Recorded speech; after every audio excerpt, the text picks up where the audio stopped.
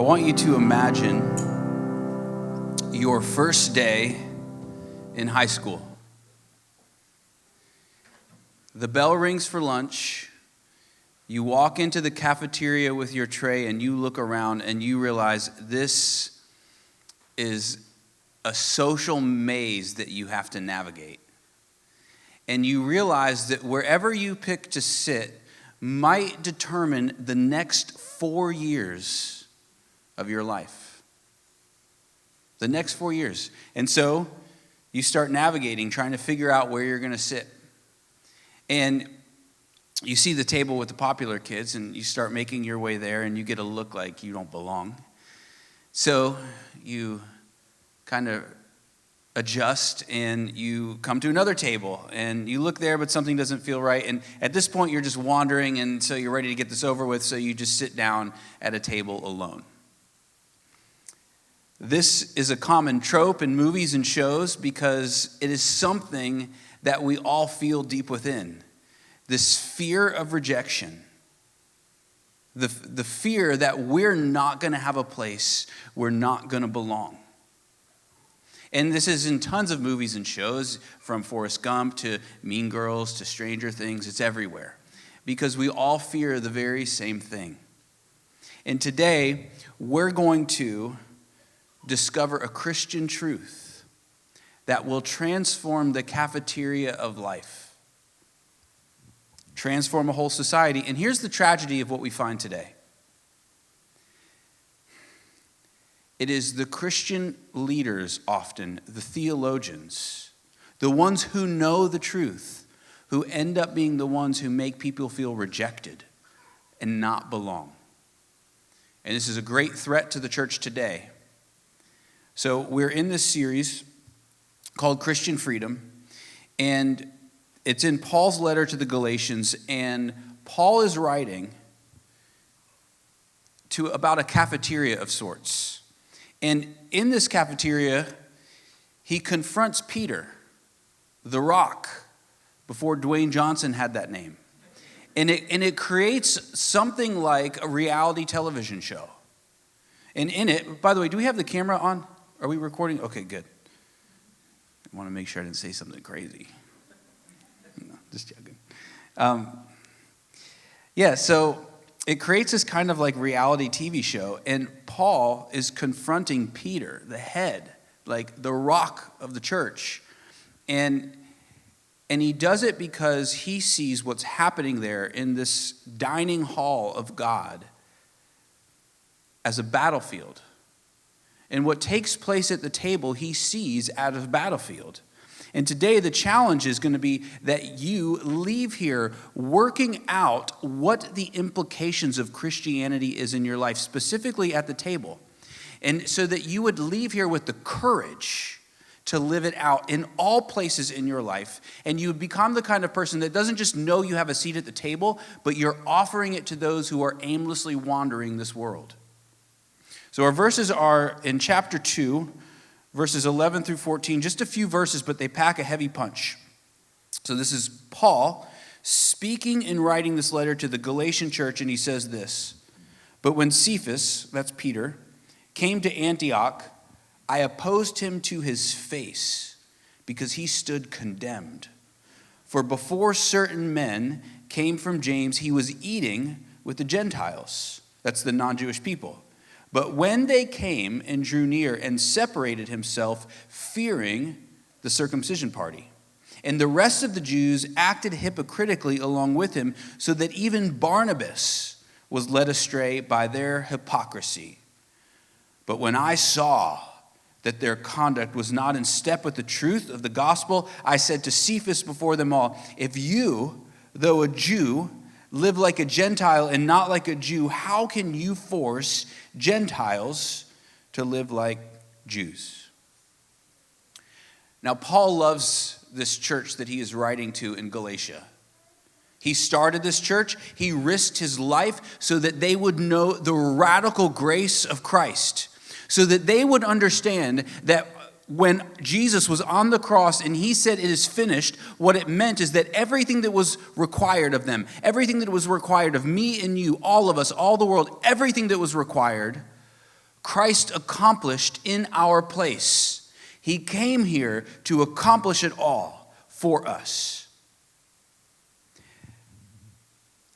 Now, because of that, there is no gate that can close you out of having access to God, having a seat where you can scoot up right next to him and make your home right there. There is no religion, there is no king, and there is no leader who can bar your access to God. And God has spoiled us with undeserving favor. And that is the message that Paul has brought to Galatia. And a major crisis emerges because Paul, after he started this church and it began to bloom and flourish into a network of churches, he left to go start more in other regions. And when he did, a group, a very highly organized, strategic, winsome group called the Judaizers came in, and they carried with them a letter. And this letter was from James. It was a letter of recommendation. James is Jesus' half-brother, the leader of the church in Jerusalem. Now, back then, when traveling teachers would go around, they would carry these letters with them as proof that they are someone of influence. It's like a Google review. So they're coming in with this 5-star Google review from James. This is a big deal. They would have immediate influence. The very words that they speak, everyone would hang on. And they came into this church and they said, Paul is not to be trusted, and his message isn't either. They said, yes, Jesus is Lord. Yes, he is king. But there's more for you to do. He didn't finish everything. There's something that you still must do. What is it? Become Jewish. Meaning you must now observe the laws that the Jewish people have. You must be circumcised, and you must look through all the rules that the Jewish people would have had, and you must follow them if you want to get in. That is the key that opens up the gate. And Paul is writing this letter to tell the people in Galatia, one, that there is no gate. These Judaizers are wrong, but also he's exposing them as false teachers. That's his goal in writing this letter. And last week, here's what we found out.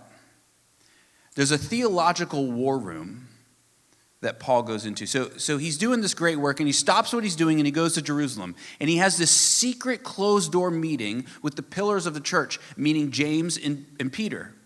And Paul brings with him Barnabas. So we've got James there, we got Peter there, we've got Paul and Barnabas. And they go into this room, and they're trying to make sure they're on the same page about what Christianity is, what the gospel is. Because what they're doing is Peter and James, their mission is to the Jewish people. Paul and Barnabas' mission is to the non-Jewish people, the Gentiles. And they want to say, hey, what have we been telling the people we're trying to reach? Let's make sure we're aligned in our message. And what they found out is they were completely aligned. It's like God had been working through both of them in their message to two very different cultures and very different people. They're trying to get aligned in this room. And while they're there in this room, in this closed-door meeting, we found out last week, spies came in, conducting a highly organized mission of theological espionage. And they sneak in their brothers, or thought to be brothers, thought to be Christians, but their mission is to spy out the freedom that Christians have so that they can control Christians, so they can create a gate. And by having a gate, that means they have the power, they have the influence. So those people, those spies, were sneaking into this room. And Paul is writing about that last week so that the Galatian church would know those spies are the same people that snuck into Galatia, trying to control them, trying to say, we have the gate, and only through us can it be opened up. The key is become Jewish. And Paul wants them to know that, but he also reveals that the letter that they had from James was a fake. They're highly organized. The spies and the Judaizers are the same people. The people that are causing all these problems in Galatia are the same people as those spies. So Paul pulls back the veil and reveals that to them. And essentially what you need to know is in that war room, they drew the line on what Christianity is and how it expands out to different cultures. and how it makes all of us free to run into the dining hall of God and scoot up right next to God. It's not advice that Christians are giving. It is news about something that's already been done. The Gentiles do not need to become Jewish. The war room made that clear. And guess what? In that room, here's what you need to hear. Paul, Peter, Barnabas, James all shook hands saying, we got it, the message is clear. And then James and Peter took their mission like generals to the front lines. And then Paul and Barnabas did in another region. So some time goes by. And then Peter says, all right, I'm going to go to Antioch. I want to see what Paul and Barnabas are up to. So he gets there and he loves what he's seeing. And then they sit down for this meal, and Peter does something he's probably not done very often. He's done it in private, but in public, he's probably not very often shared meals with Gentiles. And back then, this is not something that Jewish people did. Gentiles were considered unclean. So he walks in, and also, by the way, when you ate with somebody back then, it just didn't mean that you were their friends. It meant you were covenanting together. Like you believed the same things, you believed the same ways about God, and you were following those ways. These were your people. That's who you ate with. So Peter sits down and eats with the Gentiles, and the Gentiles are probably thinking, this is amazing. Look at what Christ has done. This is a whole new society. This is a whole new culture of people. Look what God is doing. And they're probably rejoicing in this. There's unity together. They have a love, joy, and peace. It's almost as if heaven has come down to earth. And then the room shifts. This group of people come in called the circumcision party. Now, this is the same people that were the spies in the theological war room, and they're the same people causing all these problems in Galatia. And they come in, and they somehow, everywhere these guys go, they seem to have influence. And they create this social pressure, and Peter caves into the social pressure. These guys walk in, the room shifts, Peter feels it, he gets up. And he leaves his place with the Gentiles to go sit with only Jewish people. And when he does, all the rest of the Jewish people saw this, and they got up and followed him, and even Barnabas, whose mission has been to the Gentiles, the non-Jewish people, even Barnabas gets up and leaves, sits at another table. Paul wasn't there when this happens. Some time goes by, he walks in and looks around and sees what happened. Everything he had been working so hard for in Antioch, with Barnabas right there by his side, everything that they fought for in that theological war room, protecting Christian freedom, everything was lost in a single lunch. So he goes up to Peter and he opposes him publicly to his face. He gets right up in his face, and he does it publicly because Peter has publicly removed himself from the seat with the Gentiles. So he's got to do it publicly. He's got to show the Gentiles that this is wrong.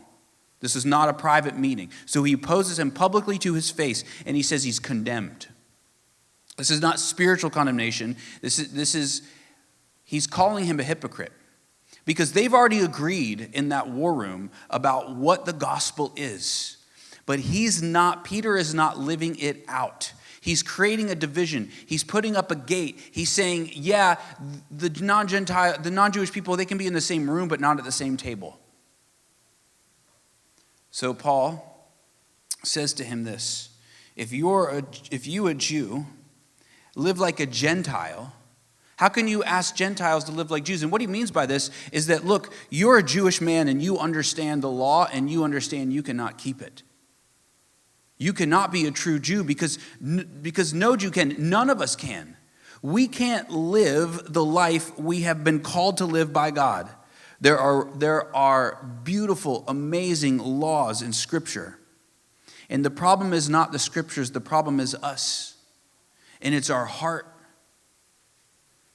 And Paul's saying, Peter, you already know you can't live that way. We have this radical message of grace, but now you're asking Gentiles to live like Jews when you can't even do it yourself. And look what else he says. So he says, Peter drew back. Now this is a sailing term. It's when you let the sail back, you let the sail down. So it's as if the ocean is wide open and the wind is there and they are ready all together on this boat to sail into this new life, this new humanity, these new ways. It's ready, a united humanity. And he put the sail down and they never took the trip. There's another word that Paul uses, and he says that he separated himself. Now, that is culturally explosive because the root word for that is where we get the word Pharisee. And that is what Paul once was, the separated ones. And what Paul is saying to him is, look, Peter, I used to be a Pharisee, and I persecuted the Christian church. Paul was a villain. Paul was the chief antagonist against Christianity before he was converted. And what Paul is saying to Peter right here is, Peter, you are like the old me. You have become the antagonist to everything we are trying to build here right now. When Peter withdrew, it was a public statement that the Gentiles were not fully in. And it distorted the message that they were carrying. And this is just what the circumcision party wanted. It's what the Judaizers wanted. It's what the spies wanted. They were this complex network of people that were all working together. And here's, look, they were trying to theologically gatekeep last week. They were trying to cut people off theologically so they could be in charge, so they can be in control. But now there is social gatekeeping. So they think if we can't do theological gatekeeping, we will do social gatekeeping. The circumcision party was winning. Peter and Paul and Barnabas were losing. The mission was in jeopardy because they weren't on the same page, listen to this, of how the message was to be applied to everyday life. They were clear in the war room, but when they got on the battlefield, they were not unified. Verse 14, Paul says to Peter, you're not walking in step in the truth of the gospel. Now that's military language. He's expanding the war room idea to go out onto the battlefield because it's a picture of straight-footed marching. And what he's saying is, look, the gospel moves out into the world, and it's forming the world in a certain way. And everything needs to be in step. We are the ones who are making sure that the gospel is lived out correctly. And Peter, you've failed miserably. And you've just corrupted the church and everything we've been trying to build. So what's decided on in the war room must be lived out at the table of fellowship. And what it's saying is us, me and you, we have to think. We have to think about what it means that this good news of Christianity, we have to think about what it means that it's being brought into the world and how it's done. That means every single decision we make, every action we do should be shaped by the good news of Christianity. You say that's hard to figure out. I know we need to think well. And what Paul is saying specifically here is he's saying, let's apply the fact that there is no more gate to the table of fellowship. Meaning there is now no barriers. It doesn't matter your race, your ethnicity, your culture, your background, your class. All are welcome to the table. Unity among diversity. Not uniformity. That's different. But unity among our diversity. Uniformity strips people of their heritage, who they are. This is keeping everybody, like your history, your story, but it's transforming it into a brotherhood and a sisterhood of people. Let me say it this way. The cross has purchased a seat. We have no rights to tell people that they cannot sit down at the seat that Christ died for them to have. And that is exactly what Peter is doing. And that's why Paul's making such a big deal about it. Peter knew the truth, but he lacked the courage for whatever reason in that social setting. The social pressure was too much, and he lacked the courage to live it out socially. And what you need to understand about that is that means the gospel is not just an idea. It is not just a truth, but it's a truth that must be applied to our everyday, ordinary lives. From the war room to the table, from the sanctuary to the boardroom, from Sunday morning to Monday's lunch. What does the gospel look like in the world? And if it can happen to Peter, if Peter could do this, then it could happen to all of us. And Peter has not just become a hypocrite. He became a threat on the battlefield, and we don't just become hypocrites when we don't live it out. We become a threat on the battlefield. We become a threat to the mission. And the mission is important because the mission is what sets people free. Look, every single one of you, when you walk out these doors, you are on a mission of freedom out in the world. And how you live is important to that mission. Peter puts it in a threat. He makes it vulnerable. All right, so when you walk out, you face the same decision that Peter had to make. Will you cave to the social norms of our culture? Or will you live out this message? Will you rise up as fierce defenders of the gospel? Now, last week, the fight was for what's the truth? This week, the fight is to live it out in our lives. And the cost is real because when you decide you are going to truly live out Christianity in the world, what's going to happen is there are going to be some people that you love, some people you respect, some people that you care for that push you out. They take your seat away as you are fighting for them to have a seat. It might mean that you are the only one, and this can happen in the church as well, and it might mean that you are the only one, like Paul, who refuses to break rank. You stand alone on that battlefield no matter the cost.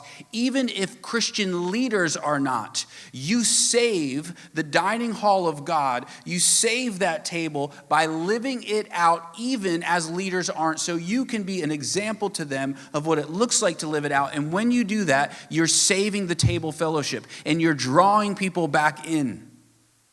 And you're creating unity in the diversity. And you're stripping the table of God from any class, any culture, any race as a barrier. You're creating a space where all are welcome and all belong. And when you do that, it becomes a place of joy, peace, laughter, and love, or what the Bible calls shalom, which it means peace, but it doesn't mean simply the absence of conflict. It means flourishing in every way. It means flourishing physically, socially, emotionally, but it also means socially and culturally. And listen to this. If enough of us have the courage to live this out, it begins to change the culture we are in.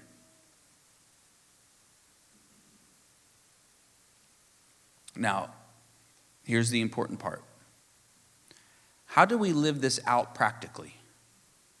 I mean, what does it even mean to apply the gospel to your life? Well, it means a lot. Specifically, Paul is talking about the table. So let me give you 4 ways that the gospel, this good news, is applied to the table. First, it's your home table. The immediate application to ask here is, who have you eaten with in the last year in your home? Who have you invited over? Who belonged? Who did you not invite over? Why did you not invite them over? And I'm not saying this because I want you to make me dinner.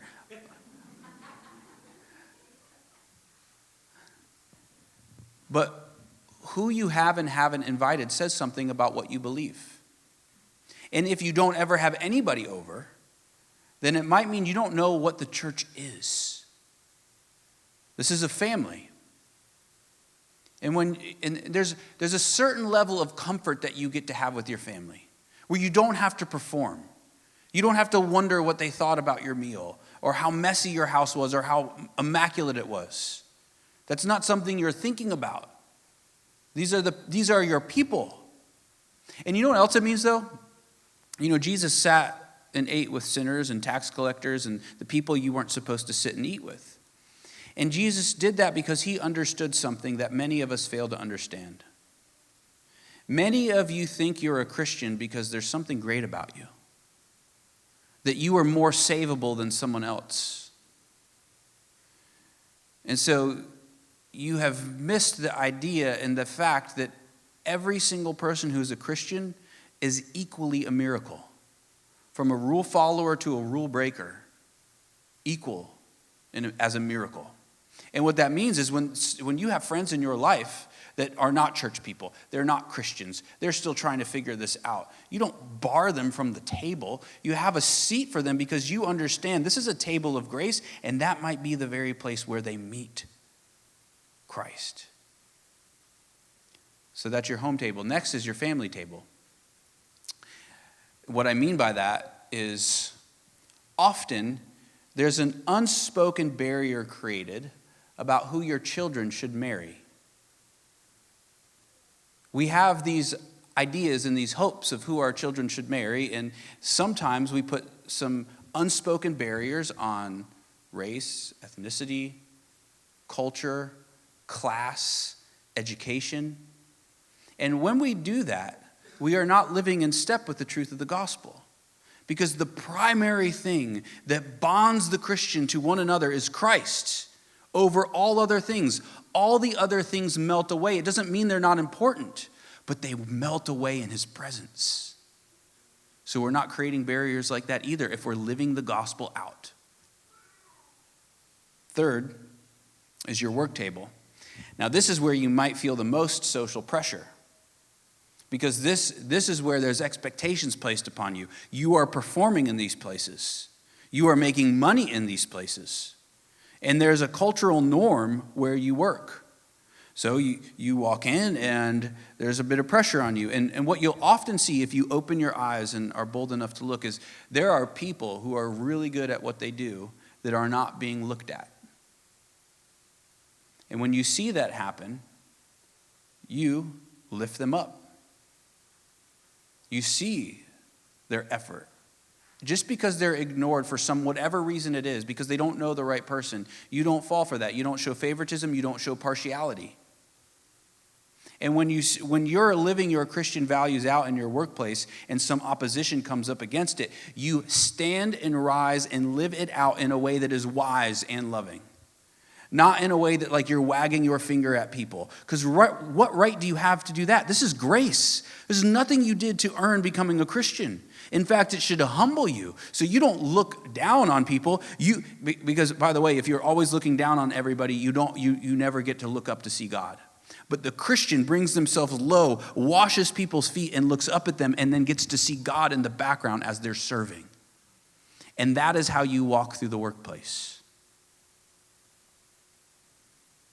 And then we have the table at the church. There is a difference between being a welcoming church and one where people can truly belong. Peter had no problem being in the same room as the non-Jewish people, but he got up from the table, made them feel like they didn't belong. The door was open.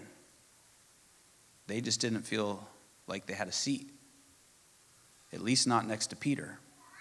So it's one thing to be someone who welcomes people. It's another thing to make people feel like they belong, like they can sit in that seat right next to you. So let's be a church where no matter how introverted you are, how awkward you think you are, when you see someone new walk in, you say, what will the gospel have me do? You know, there's this word in the book of Romans. It says, welcome one another as Christ has welcomed you. And the Greek word for it is proslambano. And it means to grasp like by the neck and pull in. This is like a holy hug that you're giving somebody. Welcome one another as Christ has welcomed you. That is just how Christ welcomed you. Even it was worse. You're running from him, and he comes and puts you in a headlock and pulls you in. And it's me, and you're like, oh, you are everything I've been looking for. Proslambano, grasp, take hold of, pull in. And it's not just that. It's not just the table. It's not just the belonging part. This is you thinking out the implications of the gospel in everything you do. From your finances to your physical health to the clothes that you wear. And you just let this list keep going on. How does the gospel tell me to live? How does this good news about Christ tell me how to live?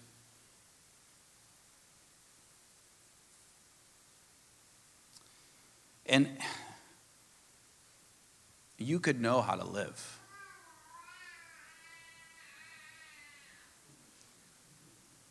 You could know all the right things to say and not say them and not do them because you don't have the courage of your convictions. We've got to become a dining hall, a house filled with tables where all are welcome, all belong. There's no division. There's no distance, just unity, love, joy, and peace. All right. Is this really possible?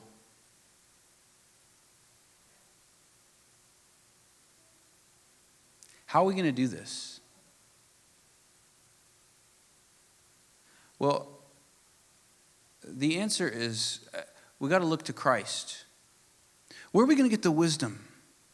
How are we going to learn how to apply what we know to be true in our hearts with our minds and our actions out in the world? And how are we going to have the courage to live it out? Not when it's easy, but when the social pressure comes. And the answer is by beholding Christ. Not just looking at him, not just thinking about him, but beholding him with all of your heart, looking at what he's done for you. And here's what you find. He's the only one who deserved a seat to be able to scoot up next to his Father. And he left that seat in heaven. And he came down so that we might have a seat.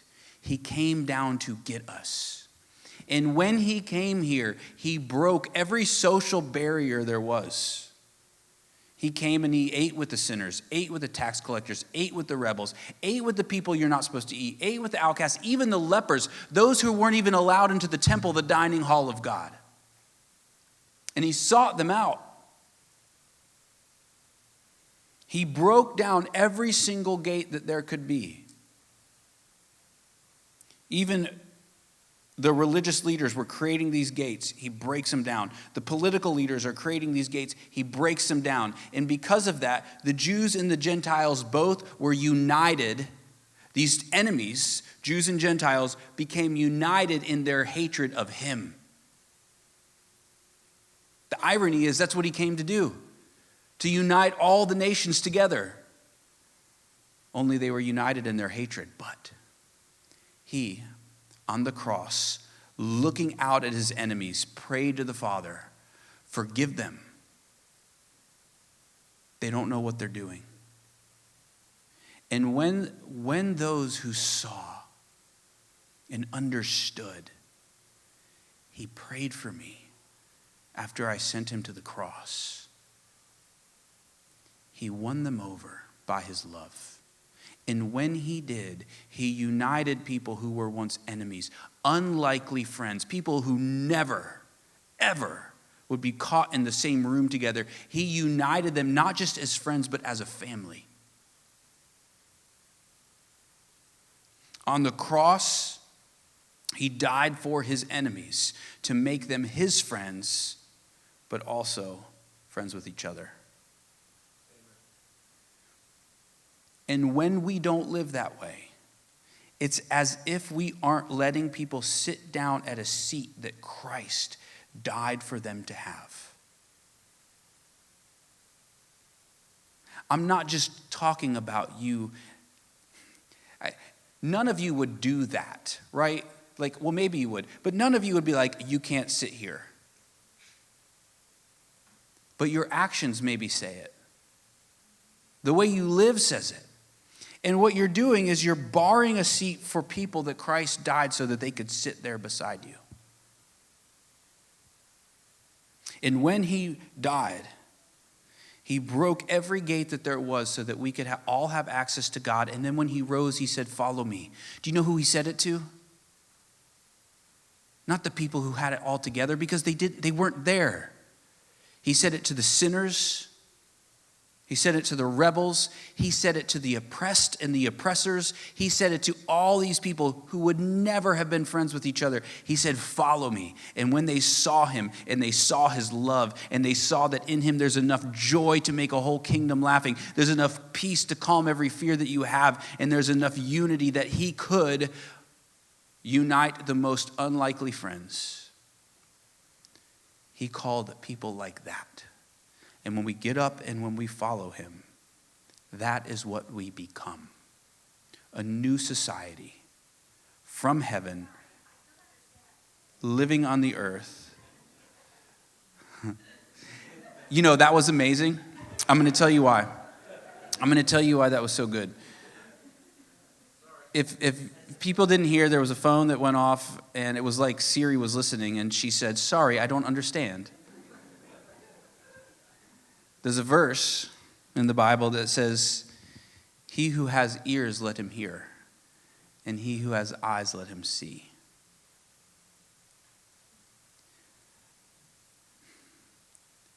God must prick our hearts so that we might see and believe. We might hear, know, and understand.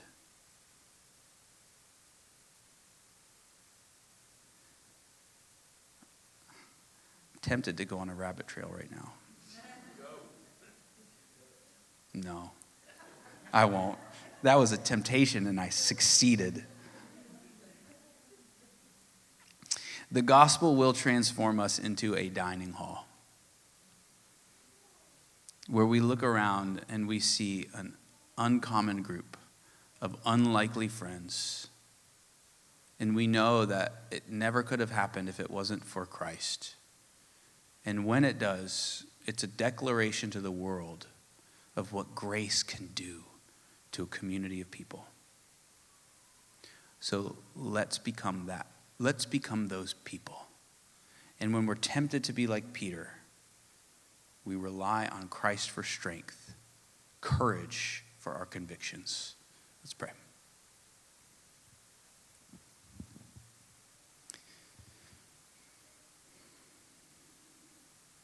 Father, the seat that you have given us, we did not deserve. So let us stop scanning rooms with our eyes, trying to figure out who our friends should be and who shouldn't be our friends. Let us drop the scheming, the planning, the strategic moves that we make by being friends with who we're friends with so it will help us succeed in life. God, these are just business relationships. They're not real friendships. I pray that all of those walls would be broken down and we would learn what it means to have real and true friendship. And that we would welcome the world into it. We would stop gatekeeping theologically, but also we would stop gatekeeping socially. And we become a transformed community like that you want us to become. And we pray this in Jesus' name, amen. Okay, if this is your first time here, we have a time for Q&A. And so if you guys get some questions in, then I can answer them. All right, first question. When Christians turn against specific groups of people because of their sins, are they also creating a gate that does not really exist? I would say yes and no. It depends. So this is what Paul is doing is he's not saying that the way people live isn't important. What he's saying is that it's only by grace that anyone sits at the table. And once they sit down at that table, you know what starts happening? all the things that they're clinging to that are unhealthy for them, Christ starts pulling them away. In other words, think of it like this. This is good. There's a plate. And when you first sit down, you come into the room with this tray of all of this unhealthy food. And you sit down with it, and he sees it, and he says, "You don't want to eat that." And you say, "Yes, I do." So you keep eating it. And your belly hurts or whatever happens. And you say, "I told you." And each day, you find what he's saying is proving to be true. And I think what the question is asking is because often what will happen is someone will come in to the room and sit down, and you look at their tray and you're like, "That's unhealthy. Stop it all right now or get out of the room." And that's not how you work. I know, I'm your pastor. I see what happens. I see what I do. I look at my own heart and I'm just like, "This is unhealthy. Don't eat that, David." And then I eat it. And then I say the next day, "All right, I learned my lesson. I'm not going to eat that." But I put it on the tray again. So it was potential, and then I eat it again. And then I say, "You know what? I'm going to put this in the pantry." So I go to the table, and then I start craving it, and so then I go to the pantry and eat the thing that is unhealthy for me. And this continues, and then I get rid of the pantry, and then I go to the store to go get it because I want to have it.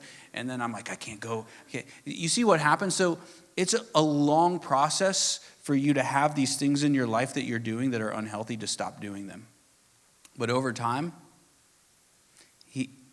you're going to see that your meal has changed. And the meal looks like righteousness and praise is springing up from your life. And your spiritual muscles are growing and you're becoming more healthy. And in that dining hall, it looks like people who have just walked in and their plate, it's filled with unhealthy stuff. But they scoot up right next to the king. And on the other side of the king is someone with a beautifully healthy plate. Because they've been sitting there long. And the longer you are there, the more you keep coming in, the more you keep coming in to meet with God, the more your plate has changed. So, yes, I promise you right now that there are a bunch of sins out there that people are doing in certain groups, and they're welcome in to the table by grace. And there's certain sins in your life right now that you don't want anyone to know about. And you're welcome at the table too. And as soon as you bar them, you bar yourself.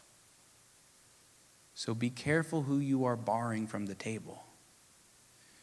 Jesus says, "Forgive each other as I have forgiven you." Don't judge and be not judged. In other words, what he's saying is, whatever you hold people to, be careful, because I might hold you to that, right? So one of my favorite pastors, we'll just do one question because I'm going on and on. One of my favorite pastors said, "Can you imagine if you had a recording device that was around your neck and every time you said something like someone shouldn't do this or someone should do this, it just turned on and recorded it.